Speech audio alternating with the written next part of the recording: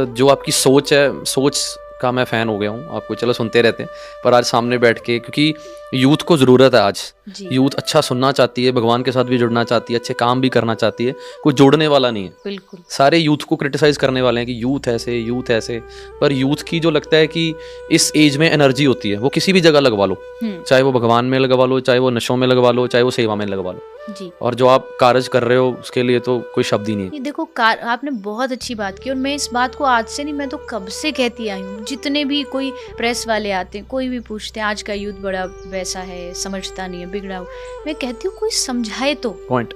कोई बताए तो। कोई भी युवा जो है वो नास्तिक नहीं है। पहली कमी, मतलब मैं सब कुछ ये नहीं कहती कमी बिल्कुल नहीं हो सकती, पर पहली कमी सबसे बड़ी है कि उनको बचपन से ही सिखाया नहीं जा रहा। घर में कोई बातें नहीं होती धर्म की। कौन सा परिवार, कौन सा घर ऐसा है जो बैठ के 10 मिनट धर्म की बातें करता हो। मुझे आज तक यही पता था कि धर्म का मतलब सिर्फ चुपचाप मत्था टेकना, बस मुझे आज तक यही पता था। तो यूथ को थोड़ा सा समझाने की ज़रूरत है और समझाएंगे तब जब घर के बड़ों को कुछ पता होगा। उनको भी पढ़ना। पेरेंटिंग जो होती है वो एक आर्ट होती है। उसमें आपको देखो, इंजीनियर बनने की क्लासेस होती है, डॉक्टर बनने की क्लासेस होती है, पेरेंट बनने की क्लास क्यों नहीं होती। वाह जी वाह। पेरेंट बनने की भी एक तरीका, हर एक पेरेंट का तरीका अलग अलग है। बिल्कुल। ना कोई इसकी क्लास है, ना इसकी कोई गाइडलाइन है। बस जिसका जैसा मन कर रहा है वो वैसा करा रहा है बच्चे से, और बच्चे जाके कंफ्यूज क्या करें।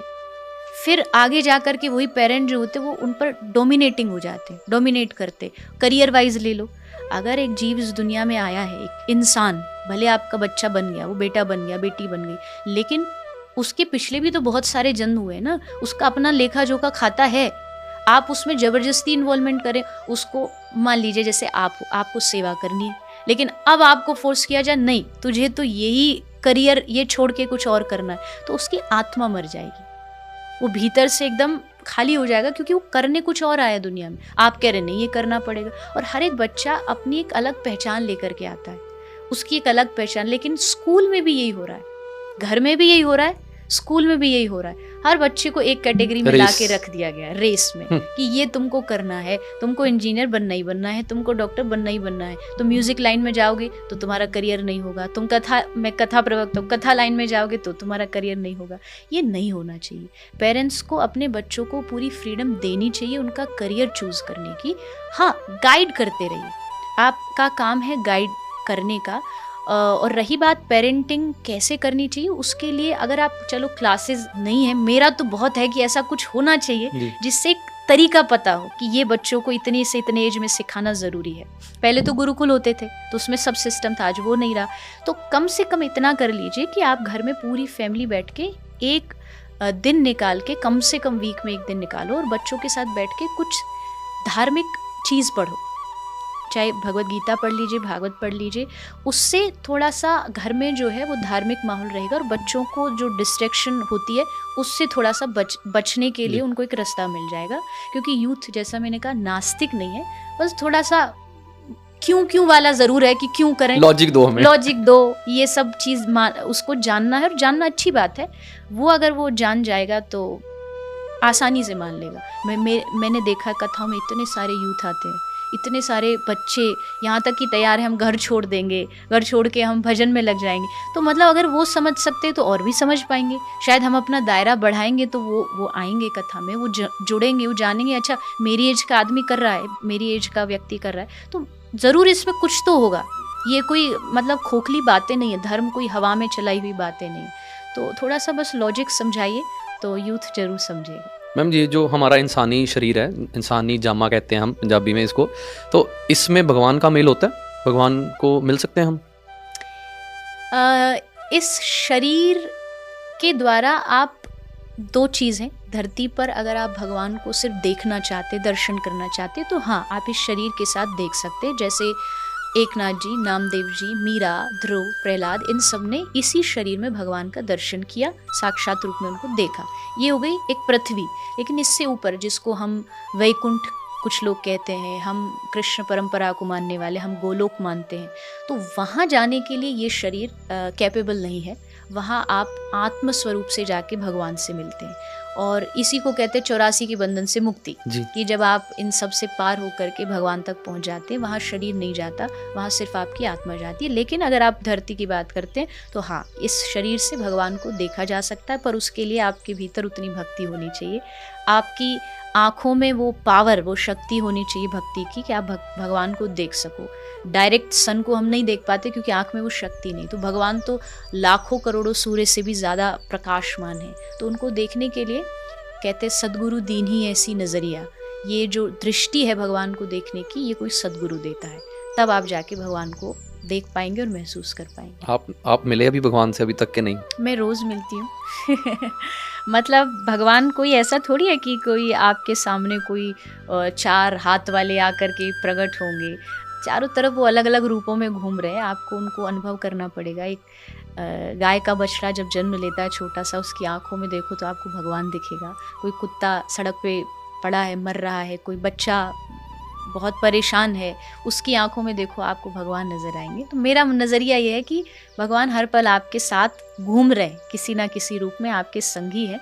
तो उनमें देखना शुरू कर दोगे तो एक दिन साक्षात भी दिख जाएंगे, पर पहले उनके आसपास जनों में देखना शुरू करो। मैम, जैसे आपने बताया कि कर्म होते हैं जो इंसानी शरीर में हमें कर्मों का अच्छे बुरे किए हैं वो भुगतने पड़ते हैं, तो मरने के बाद किन कर्मों की बात हुई है गरुड़ पुराण में? क्योंकि मैंने भी गरुड़ पुराण सिर्फ किसी की क्रिया पे ही सुना है, कभी मैंने पर्सनली बैठ के डिटेल में नहीं गया, क्योंकि मेरा ये सवाल मन में उठता है कि जैसे हम सुनते हैं कि मरने के बाद वहाँ पर ऐसे होता है, वहाँ पर बड़ी डरावनी सी बातें हैं ना जी। तो मरने के बाद वापिस आके किसने बताया कि ये कुछ होता है? शास्त्र, हमारे जो धर्म ग्रंथ हैं वो इसीलिए तो लिखे गए हैं कि जो चीज़ आपको नहीं पता वो चीज़ आपको सब उसमें बता दी जाएगी। जैसे मैं भागवत की बात करूँ, श्रीमद् भागवत जब कृष्ण प्रकट भी नहीं हुए थे उससे पहले भागवत लिख दी गई। जब राम जी आए भी नहीं थे, वाल्मीकि ऋषि जी ने पहले ही राम कथा लिख दी। तो इसका मतलब ये है कि ये हमारे जो ऋषि महात्माओं ने ग्रंथ लिखे हैं, ये कोई बनावटी बातें नहीं है, इसमें सब चीज़ जो लिखी हुई है वो विद प्रूफ लिखी हुई है कि ऐसा हो। कलयुग में क्या क्या होगा वो भागवत में लिखा है, और वो हो रहा है तो इसका मतलब आगे भी जो लिखा है वो होगा। तो ये जो नरक है, स्वर्ग है, ये सब की जो बातें हैं ये सब भी हमारे धर्म ग्रंथों में ही लिखी गई है। ये धार्मिक बातें इसलिए बताई जा रही हैं कि आदमी थोड़ा सतर्क हो जाए, थोड़ा डरे चीज़ों को लेकर के, कि मरने के बाद जब आप कर्मों से जाएंगे, शरीर से तो कोई नहीं जाने वाला, शरीर तो यहाँ छूटेगा। और वैसे भी पनिशमेंट किसको मिलेगी? शरीर को नहीं। जो शरीर यहाँ छोड़ के चले गए वहाँ के लिए फिर अलग शरीर मिलता है। पनिशमेंट के लिए, नरक में जाने के लिए आपको एक अलग शरीर दिया जाता है, और वो शरीर ऐसा होता है कि उसकी मृत्यु नहीं होती कभी भी, क्योंकि वहाँ पनिशमेंट के लिए जा रहा है। तो वहाँ उसको खूब सारी यातनाएं मिलती हैं, जो हमें अक्सर सुनाया जाता है, तेल में डाला जाता है, अलग अलग नरक हैं। तो वहाँ के लिए ही ये जीवन जो है वो इसलिए बता रहे। गरुड़ पुराण इसलिए पढ़ना भी चाहिए और सुनना भी इसलिए डिटेल में चाहिए, क्योंकि उससे थोड़ा फिर आदमी गलत काम करने से डरता है कि नहीं ऐसा मेरे साथ होगा और इससे हमें बचने की कोशिश करनी चाहिए। तो वो एक अलग शरीर मिलता है यातनाओं को भुगतने के लिए। मैं जैसे आपने ग्रंथ की बातें की, तो एक ही ग्रंथ को 2 लोग पढ़ के, मतलब एक ही ग्रंथ है, ग्रंथ तो एक ही है, चाहे वो कोई भी ग्रंथ है, 2 अलग अलग लोग उनको पढ़ते हैं, फिर वो दोनों की सोच अलग अलग क्यों हो जाती है? क्योंकि उन्होंने किसी अच्छे माध्यम से उसको नहीं पढ़ा है, मतलब एक अच्छे किसी गुरु के माध्यम से उसको नहीं पढ़ा है। अगर ग्रंथ जो है वो हमारे पास एक शस्त्र है, लेकिन उस शस्त्र को चलाने के लिए आपको सीखना भी पड़ेगा किसी के पास जा कर के। तो जिनके पास गुरु नहीं है उनके पास एक ऑप्शन है कि चलो घर में जब तक नहीं खाली बैठे उससे अच्छा आपको पढ़ना चाहिए, लेकिन उसकी डीप नॉलेज आपको तभी मिलेगी जब आप किसी योग्य गुरु के पास जाओगे, उनसे माध्यम जानोगे, तब आपको पता लगेगा। अब वो गुरु कौन होना चाहिए, वो क्वेश्चन शायद हमारा बीच में भी रह गया था कि गुरु के लक्षण, गुरु पहचान कैसे, पहचान, संत की पहचान।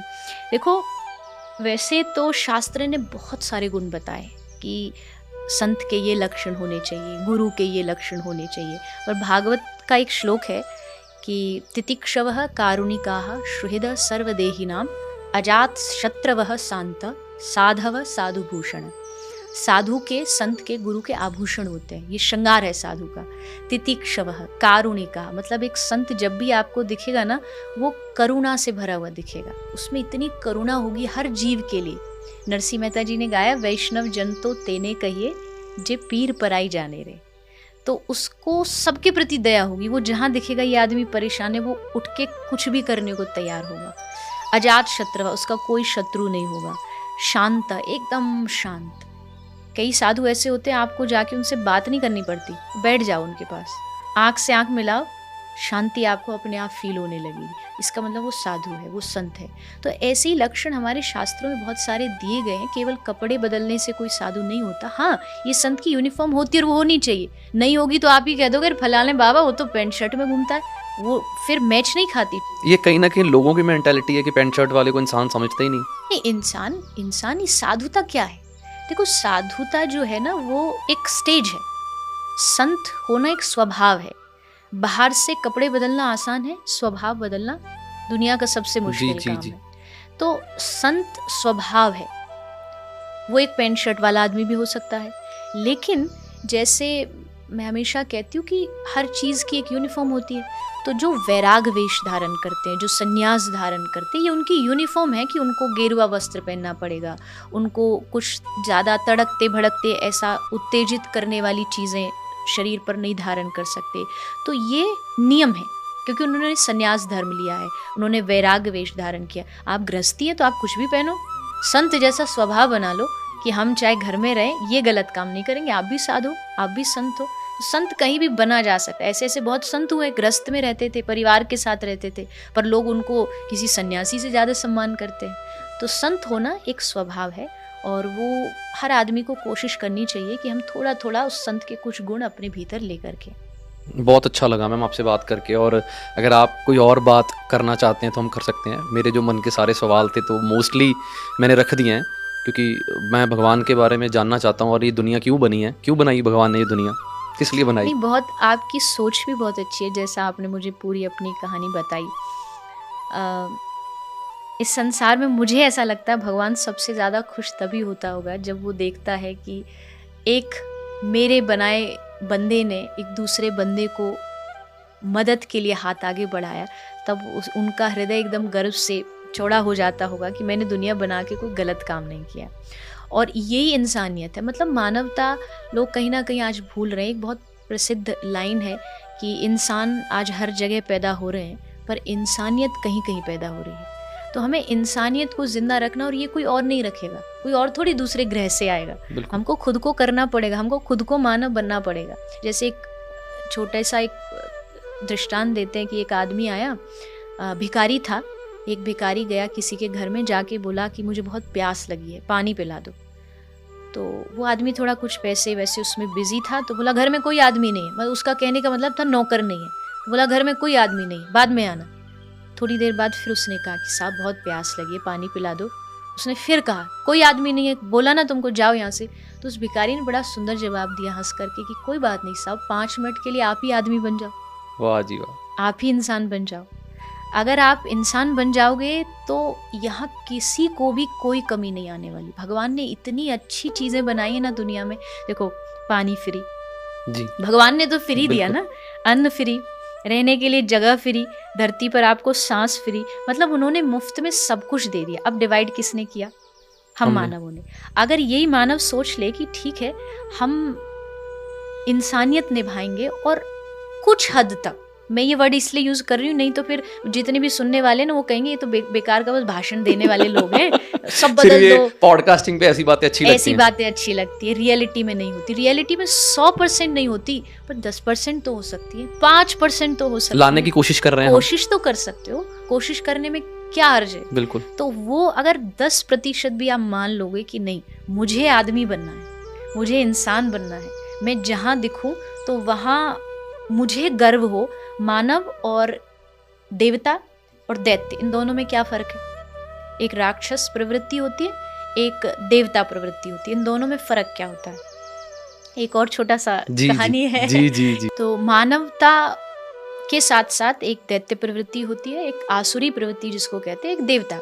इन दोनों में अंतर क्या है उसके लिए एक बहुत छोटी सी कहानी एक सुनाती हूँ मैं। कि एक बार देवता और राक्षसों ने सोचा कि हम हमेशा लड़ते रहते हैं, चलो आज बैठ के सब साथ में भोजन करते हैं जी। तो देवताओं ने स्वर्ग में सब दैत्यों को बुलाया, सब आगे खाना खाने। तो देवताओं ने कहा खाना तो खाओ पर एक शर्त है कि कोई भी हाथ को बेंड करके मोड़ के खाना नहीं जी। खाएगा, हाथ एकदम सीधा होना चाहिए और तब खाना खाना है।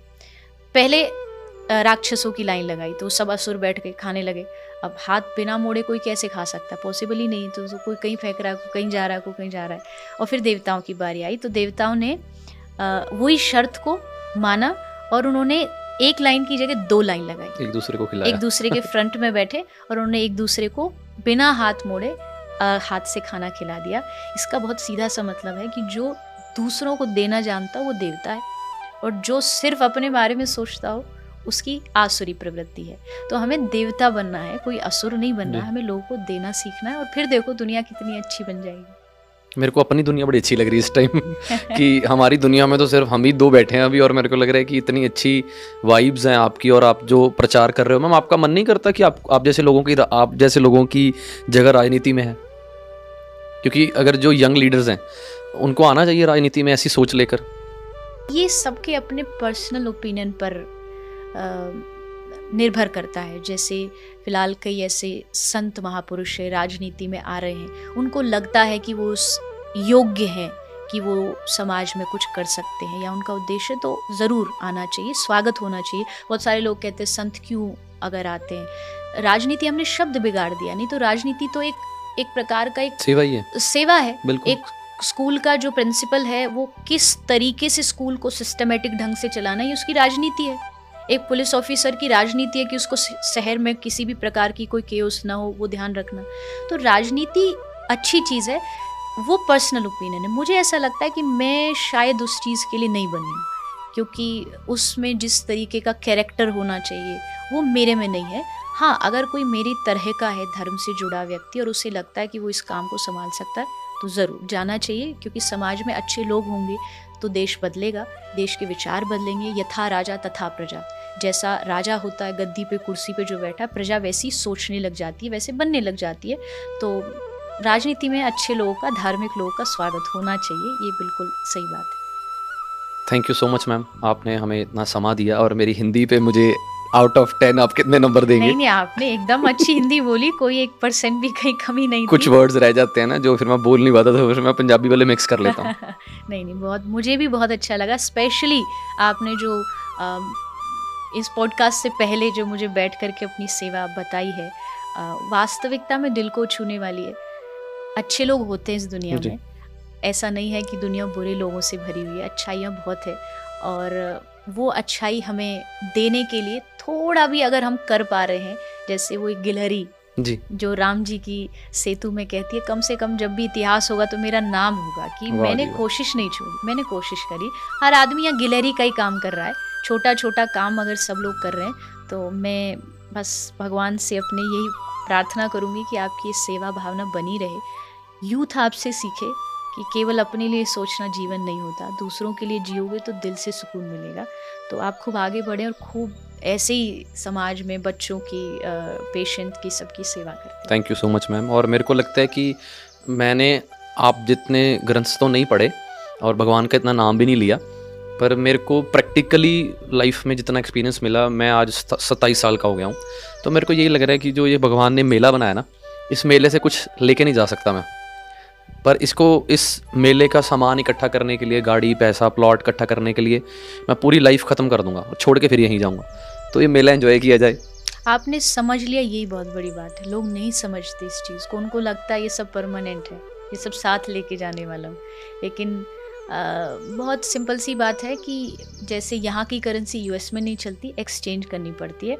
तो ये जो लोग सेवा करते हैं ना, ये अपनी करेंसी एक्सचेंज कर रहे हैं, अपना वहाँ का अकाउंट बढ़ा रहे हैं। तो भले ही उनका यहाँ का अकाउंट नील हो, पर वहाँ का फुल रहता है। तो हर एक आदमी को ये कोशिश करनी चाहिए, और आप उसकी, मुझे लगता है, इंस्पिरेशन है सब। मुझे जाते जाते एक और बात क्लियर करनी है। कई बार हम कुछ लोगों को जब नहीं मिले होते तो हमें लगता है कि वो लोग बुरे हैं, और पर वो खुश बहुत रहते हैं, या हमें कैसे एहसास हो कि उसको बुरे कर्मों का फल मिलेगा या मिल रहा है?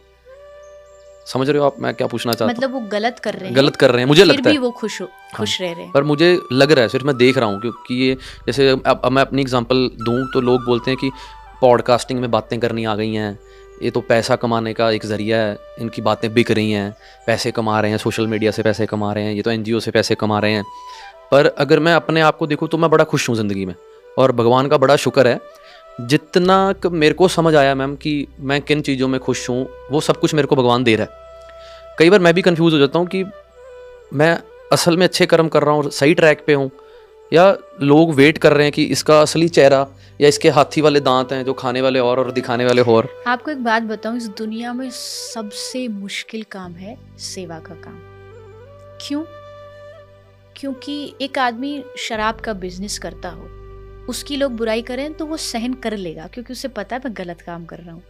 पर जो आदमी दिन रात दिल से किसी की मदद करने की सोच रहा और फिर लोग आकर के उसको सुनाए, तो उसे लगेगा कि ये तो मैंने कभी किया नहीं, ये तो मैंने कभी सोचा नहीं। लेकिन अब बात ये भी है कि सेवा के इस रास्ते पे कदम उसी को रखना चाहिए जो इन सब चीज़ों को सहने के लिए तैयार हो। उसे रहना पड़ेगा, नहीं तो वो आगे चल के डगमगा जाएगा। सेवा की और भक्ति की दो एक ऐसी लाइन है जहाँ लोगों को कोई देश के लिए सेवा करता है उसको परमवीर चक्र मिलता है, कोई एक्टिंग में करता है उसको बड़े बड़े अवार्ड्स मिलते हैं। सेवा का अवार्ड ही है बुराई जी। ये अवार्ड है जी। जब मतलब लोग आपकी बुराइयां, आपकी निंदा करने लगे, तो इसका मतलब आप सेवा कर रहे हो, आप सही काम पे जा रहे हो। और बुराई किसकी नहीं इस दुनिया में, हर एक आदमी की होती है। एटलीस्ट हम अच्छा काम करके बुरे बने तो ज़्यादा अच्छा है। तो अच्छाई के रास्ते पे चलते रहना चाहिए। लोग कुछ भी कहते रहें, उससे हमको कभी भी इफेक्ट नहीं होना चाहिए।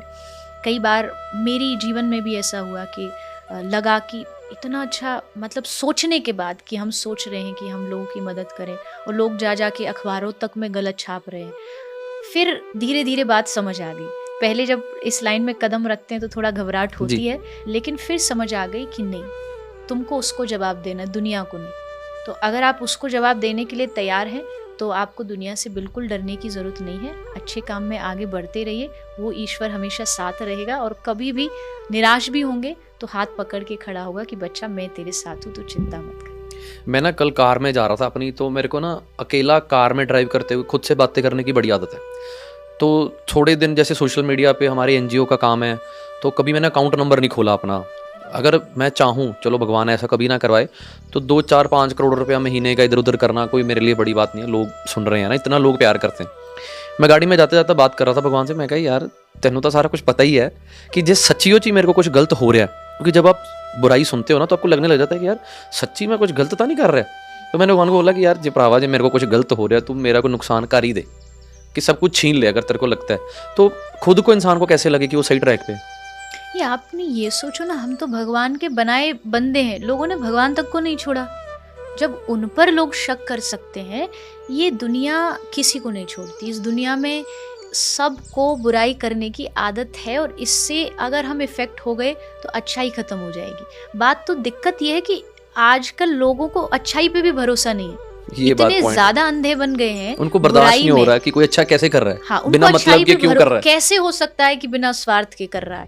हमें उन्हें यकीन दिलाना है। और अगर ना भी यकीन करें वो, तो भी कोई बात नहीं, तुम आगे बढ़ते रहो, तुम अपना काम करते रहो, हम अपना काम करते रहे। उसमें हमें किसी से भी घबराने की, डरने की जरूरत नहीं है। आज हो सकता है कोई अच्छा करके थोड़ा सा गलत दिख भी जाए कि भाई ये तो दुखी हो रहा है, ये तो परेशान हो रहा है, लेकिन उसका भविष्य बहुत अच्छा है। उसका भविष्य अच्छा होगा। जैसे एक किताब है यू टर्न ऑफ लाइफ, उसमें बहुत अच्छे से समझाया गया है। एक यू शेप का एक पाइप है, उस पाइप में आधे में हमारे अच्छाई रहती है, पाप, और आधे में पुण्य जी। अब क्या होगा कि आधा आधा हो गया, हाफ हाफ हो गया। अब उधर जो पुण्य वाली साइड है उससे कुछ और अच्छाई उसमें डाली जा रही है, तो इधर से जब डाली जाएगी तो इधर से निकलेगा बाहर पाप, और जब पाप उसमें भरे जाएंगे तो बाहर निकलेगा पुण्य, अच्छाई। और दिखेगी क्या, जो बाहर जा रहा है। तो जो आदमी बहुत ज्यादा जीवन में पुण्य पुण्य अच्छे काम करता जा रहा है, हो सकता है उसके पाप दिखाई देंगे, क्योंकि वो खत्म हो रहे हैं। जो चीज खत्म बाहर जा रही है वो दिखाई देती है, लेकिन ये नहीं देखते लोग कि ये अपने जीवन में अब ऐड कर रहा है अच्छाइयों को। तो ये बहुत कर्म का बहुत अच्छा रूल है, और ये हमें अपने मन में बिठाना चाहिए कि हमारी सोच अगर अच्छी है तो लोगों के कहने से हमें कोई फर्क नहीं पड़ता। सेवा का काम करते रहो, भगवान हमेशा हमारा साथ जरूर देगा। मेरे सवाल ख़त्म तो नहीं हो रहे, इतना अच्छा लग रहा है आपसे बातें करके। और मेरे को लग रहा है कि जो पॉडकास्ट सुन रहे हैं ना, ये वो भी बोलेंगे कि इतनी जल्दी क्यों ख़त्म कर दिया। पर मैं आपसे एक प्रॉमिस चाहता हूँ कि आप जब भी पंजाब में आएँ और हमारे शो पे ज़रूर आएँ, और आपको जहाँ हमारी ज़रूरत है, जितने भी हम काबिल हैं, हमेशा आपकी सोच के, और अगर आप कोई अच्छा कार्य लोगों के लिए या जानवरों के लिए करते हैं तो आप हमारी सेवा पहले नंबर पे लगाएं, और हम हमेशा चाहते हैं कि आपके कहीं भी काम आ सके तो हम ज़रूर आएंगे। ज़रूर, मुझे भी बहुत अच्छा लगा आपसे मिलके, आपके काम को देख के, आपके विचारों को देख के। भगवान करे कि इस पॉडकास्ट से लोग बहुत कुछ सीखें और खुद भी थोड़ा थोड़ा सा कंट्रीब्यूट करना शुरू कर दें। मैं बहुत कुछ सीखा हूँ। मैं जब भी कोई पॉडकास्ट करता हूँ ना, तो मैं ये बिल्कुल भूल जाता हूँ कि कैमरा चल रहा है, माइक चल रहा है। मेरे को लगता है कि मैं क्या सीखूँ, क्योंकि मेरे को रोज़ कुछ सीखना है। और आज से 6 साल पहले वाला अनमोल बड़ा ही गुस्से वाला, लोगों को साबित करने वाला, भगवान का दूर दूर तक, क्योंकि भगवान की डेफिनेशन ही नहीं समझाई किसी ने। भगवान का मतलब ही बस यही था कि जाओ मत्था टेकाओ, तो बस यही भगवान है। पर अब धीरे धीरे भगवान की कृपा हो रही है, तो बड़ा अच्छा लग रहा है। ज़िंदगी ऐसे लग रहा है कि जैसे ज़िंदगी आज शुरू हुई है। आज मतलब जो पीछे निकल गई वो तो टाइम ख़राब कर लिया, अब आज नई ज़िंदगी शुरू हुई है, नया दिन आज चढ़ा है। जब जागे तभी सवेरा। भगवान ये सोच दे रहे हैं, ये भी बहुत अच्छी बात है। और इसी सोच को आप स्प्रेड करते रहो, क्योंकि यूथ की बात यूथ थोड़ा जल्दी सुन लेता है कि अच्छा ये कर रहा है तो मतलब कुछ तो बात होगी।